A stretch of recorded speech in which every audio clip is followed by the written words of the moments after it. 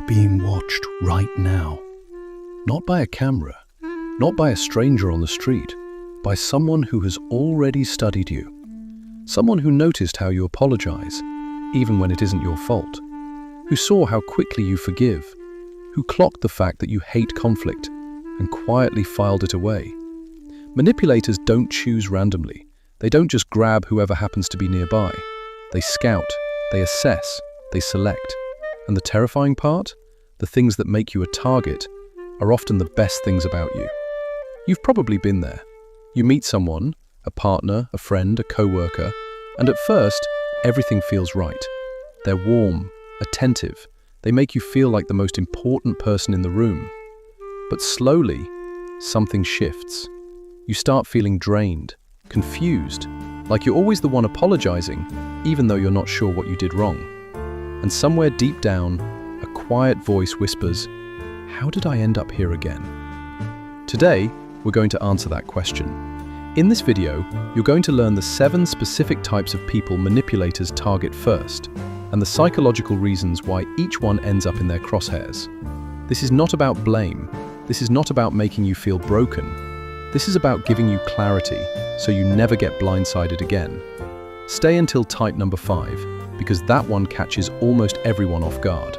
It's the type that makes the most logical, self-aware people in the room the easiest to control. If that surprised you, good. Keep watching. Before we get into it, one quick thing. If you've ever walked away from a relationship feeling smaller than when you entered it, or wondered why you keep attracting the same kind of person, this channel was built for you. Every week, we break down psychology and human behavior in ways that actually change how you see people and yourself. So consider subscribing. Now, let's get into the 7 types. Type number 1, the empath, the ones who feel too much. Empaths feel everything deeply. Other people's pain, their sadness, their frustration. They absorb it. They can't just switch it off. And manipulators can often sense this before you've even finished your first conversation. Think about Sarah. Every time her boyfriend was upset, even when he caused the problem, Sarah felt responsible for fixing it. She cancelled her own plans. She lost sleep. She twisted herself into impossible shapes just to make his discomfort disappear. He never had to ask her to do that. He didn't need to. Manipulators are experts at performing emotional distress. They trigger something psychologists call emotional contagion. Your nervous system begins to mirror the emotions of the person in front of you. Suddenly, you're feeling their pain as if it were your own. And before you realize it, you're solving problems you never created. If you're an empath, understand this. Your sensitivity is not a weakness. Your ability to feel deeply is a gift.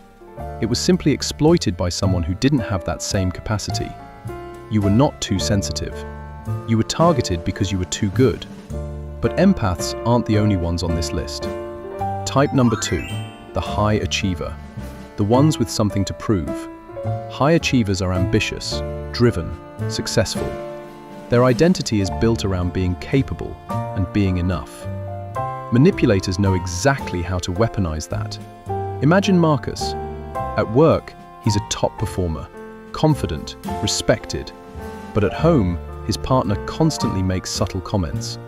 "You work so hard, but you're never really present. I just expected more from someone like you." So Marcus tries harder, works more, gives more. And that is exactly what the manipulator wants. This tactic is known as moving the goalposts.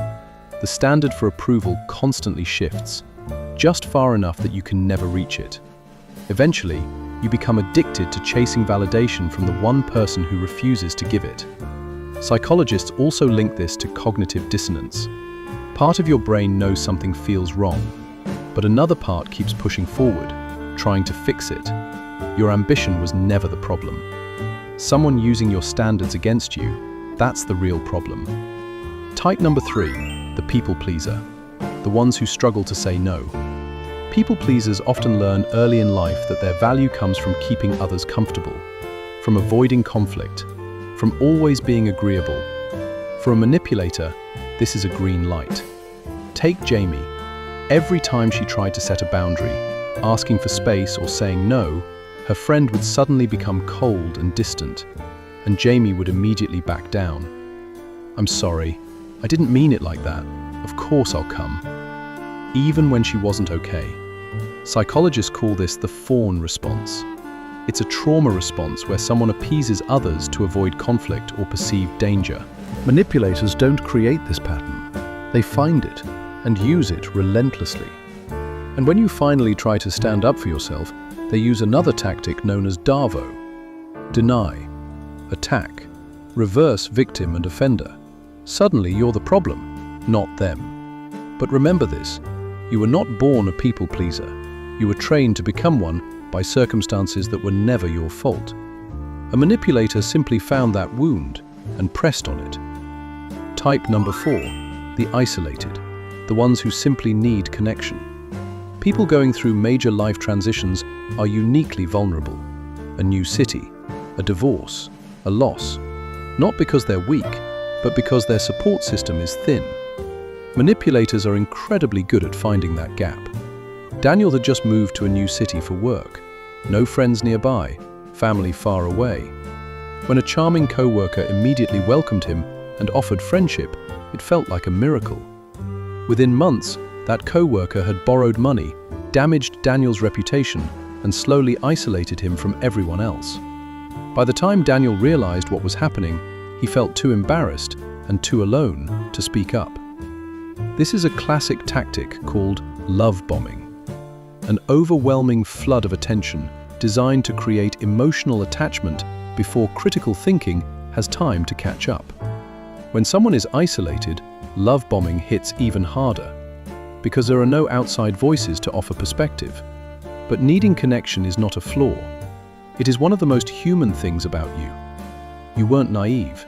You were targeted during a vulnerable chapter of your life. Type number 5, the highly conscientious, the ones with the strongest moral compass.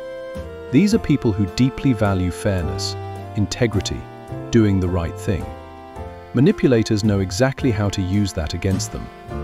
Every time Elena tried to hold her partner accountable for lying or breaking promises, he flipped the situation. "I can't believe you're attacking me." And Elena, who genuinely wanted to be fair, would stop. She'd question herself, then apologize. This is a sophisticated form of gaslighting. The manipulator triggers your conscience, so you begin doubting your own perfectly valid perceptions. Research even suggests that highly conscientious people are more likely to be targeted because they assume good intentions in others. Your integrity is not the problem. You simply held yourself accountable, even when they never did. That's character, not weakness. Type number 6, the fixer, the ones who believe in people's potential. Fixers see the good in everyone. When someone is hurting, they lean closer instead of walking away. Manipulators know exactly how to perform brokenness to trigger that instinct. From the first conversation, the manipulator shares painful stories, childhood trauma, failed relationships, deep wounds. The fixer feels chosen, trusted, special, and they spend years trying to be the one person who doesn't give up.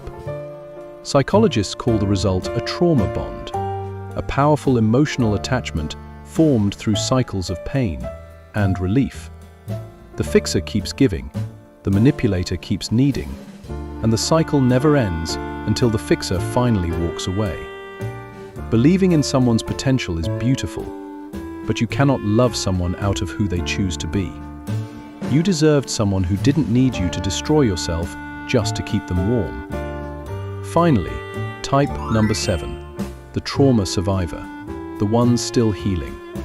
People who experience childhood trauma or emotionally unstable environments often carry invisible patterns, ways of thinking, ways of responding. Patterns manipulators are remarkably good at detecting. Growing up, Ryan learned that love was conditional. He had to earn it, walk carefully, avoid upsetting anyone.